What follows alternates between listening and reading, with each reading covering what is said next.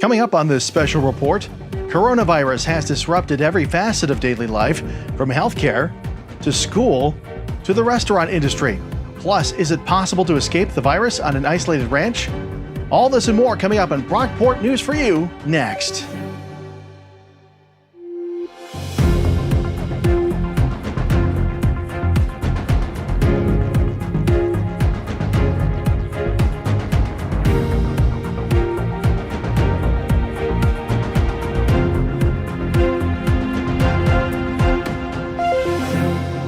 Good evening, I'm Joe Lasky.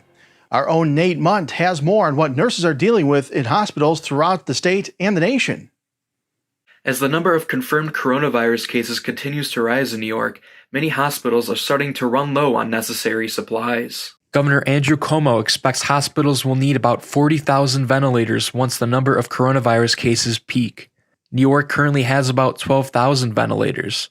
Hospitals are also running low on masks to protect nurses and doctors. The shortage is making it more difficult for nurses like Lisa Salongo to do their jobs. The stress level in the hospital at the current time is very high. Everything changes hour by hour. We get updates frequently of all the changes. Hospitals are short on more than just supplies. The number of available intensive care unit beds is dwindling. Why are the ICU beds important? Because the people who come in, vulnerable populations, older people, underlying illnesses, respiratory problems, they need the ICU bed. They need the ventilators. They need the machines that breathe for them. Governor Cuomo is making hospitals increase their bed capacity by at least 50%. All unnecessary surgeries have been canceled or rescheduled to make more room for COVID patients. President Trump said that much-needed supplies are on their way to New York. 2.4 million face shields, 1.9 million surgical gowns, 13.5 million gloves, and more than 4,000 ventilators to the areas of greatest need have already been sent, and we have 4,000 being delivered to New York. However, some nurses think the government should have been more prepared. And the shortage with the government, highly disappointed in my government. Despite all these shortages, the governor wants New Yorkers to stay strong. This is a moment that is going to change this nation. This is a moment that forges character, forges people, changes people, make them stronger. Nate Munt, Brockport News for you. Coming up, learn how one restaurant manages to stay open 24/7 during the outbreak. How do you protect yourself and others from coronavirus? Avoid touching your eyes, your nose, and your mouth. Wash your hands often with soap and water for 20+ seconds. Clean and disinfect surfaces and objects. Together, we can help slow the spread. Many restaurants are staying open despite the ongoing pandemic. Our own Mara Cruz Reyes reports from one of those locations in Rochester. Governor Cuomo's order may have taken away your ability to sit down at your favorite local restaurant, but many places are figuring out ways to serve their loyal customers. Mark's Texas Hots on Monroe Ave is one of the few places in Rochester that is still welcoming customers. Marcus Grumbols, the owner of Mark's Texas Hots, says they're practicing social distancing so customers can still grab their favorite meal. And if we can pay the people to work here, if I close, I make no money anyways. But if I just stay open and pay, half my stuff, they make some money because these guys, they need money every week. And nobody, to leave too. So far, it's okay too. Strombol says the transition has been difficult, but as long as customers keep coming in, he'll stay open 24 hours a day, 7 days a week. Reporting from Rochester, Mara Cruz Reyes, Brockport News for you. Schools throughout the nation have been closed for over a month now. That's been a shock to the system for students both young and old. Here's how one pupil from the Finger Lakes region is dealing with the change. In February, where people are like, oh, it's in our country now, and I'm still like, that's not that bad. And then, boom, next month, I hear that it's in my school, and that just makes me think, boy, does it spread fast. Canandaigua Middle School had one of the first recorded COVID-19 cases in an area school. CMS was forced to close, and James says keeping up with schoolwork in an online-only format has been difficult. It's hard not having the teacher right in front of you in class, so when you don't understand something, you can't ask in person. That's been a pain. Like many middle schoolers, James passes the time by gaming online with his buddies. He says that's not necessarily a bad thing. Keeping in touch with my friends that way is actually more fun than in school.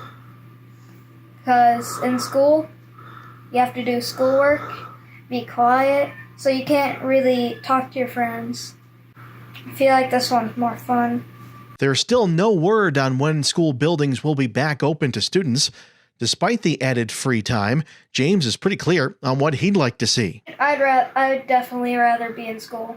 Coronavirus can affect life even on an isolated ranch. Find out more next.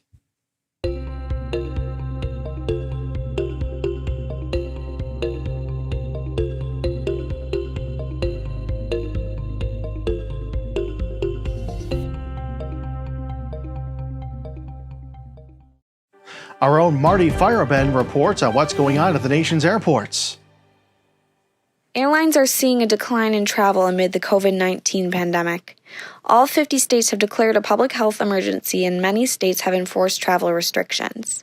People are encouraged not to leave their homes for any non-essential travel. As a result, airports have been eerily quiet. Citizens who are traveling are urged to practice social distancing and wear face masks. Face masks are now required by law in some states, like New York. Many airlines, like Southwest, are taking initiative by canceling flights to and from high-risk areas and checking passengers' temperature upon landing. These airlines are also offering more flexibility with flight cancellations and rescheduling in an effort to slow the spread of the virus. And here's our own Tyler West with the answer to the question, can you really escape a contagious virus by going out to the middle of nowhere? In a global pandemic, things like social distancing, quarantine, and isolation have become the new norm for most people, and it might be hard for them to adjust. But what's life like for the people who already lived this way before the coronavirus outbreak? Jim and Marilee Towers own the Cathedral Oaks Ranch about 10 miles outside of Yorktown, Texas. For them, isolation is nothing new. On the ranch, we're so isolated. You can probably see behind me, we live in the woods. There's nothing around us. We're pretty much independent here. Jim says it's been easy for him to keep busy with the lengthy list of day-to-day chores that come with operating a ranch. It changes tremendously. No 2 days are alike. You never get bored. There's always plenty of hard work to do. One thing he says he loves about spending his days at the ranch is the different kinds of wildlife that he encounters.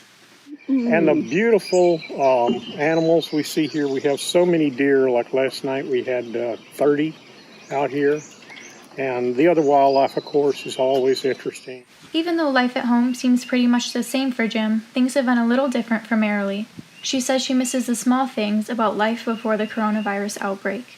We go to the grocery store or something, but you're wearing a mask, which is like another level of isolation. You can't tell if someone's smiling at you. I'm a hugger. That's, it's a southern thing, but down here you don't shake hands, you hug. And I miss that. Marilee misses the book sales at the local library. She says it's not just about the books, but about the people. Enough to read. I probably got 1,000 books set aside, but there's just something about interacting with those people that I really enjoy. Jim and Marilee both seem to agree that in a time like this, it's easy to see that the small things in life are so often the big things, like a smile, a hug, or the cats and dogs all getting along. Reporting from Yorktown, Texas, I'm Tyler West. That's all we have for today. For more on journalism, public relations, and broadcasting at Brockport, follow us on Twitter at BrockportJRB. Remember, stay safe by remaining indoors as much as possible and keep up that social distancing. On behalf of everyone here at Brockport News for You, I'm Joe Lasky. Good night.